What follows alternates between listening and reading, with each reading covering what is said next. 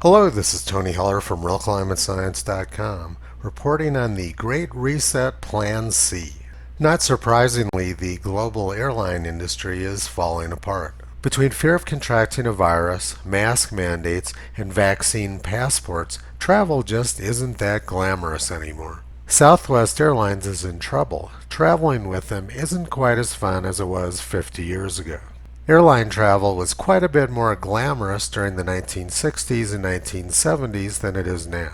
But the destruction of the airline industry has been going on for 20 years.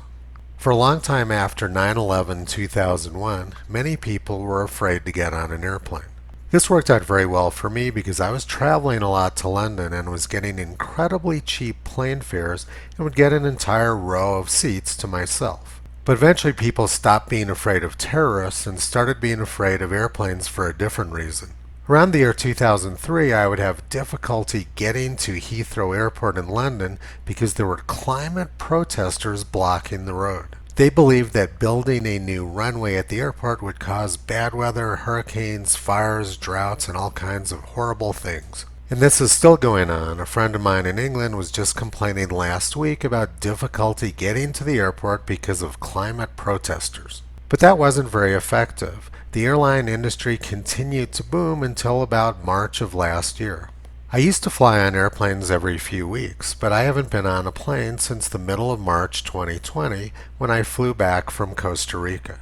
Costa Rica was amazing, and I was glad I was able to go there before the world went completely insane. I took advantage of the low plane fares after March of last year and tried to travel to the United Kingdom in May and to Australia in June, but neither country would let me in. With the current state of insanity in the world, I'm wondering if my flight back from Costa Rica last March might end up being my last plane travel. What's going on right now is exactly what globalists have wanted for decades. The World Economic Forum didn't like the little people blocking their freeways or clogging up the security lines at the airports. They openly flaunt it with articles like this: emissions fell during lockdown. Let's keep it that way.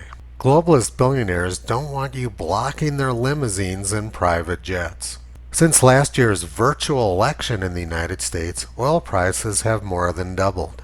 And CNN is bragging for their globalist friends that things are never going to go back to normal. George Orwell wrote in his novel 1984, "Films, football, beer, and above all gambling filled up the horizon of their minds. To keep them in control was not difficult." CNN plays non-stop disaster stories about viruses and climate, which seems to fill up the minds of people on the left pretty effectively. Toto thinks that Globalist's Plan C has been pretty successful so far. You can visit him, Kyrie, and Caesar on the web at realclimatescience.com.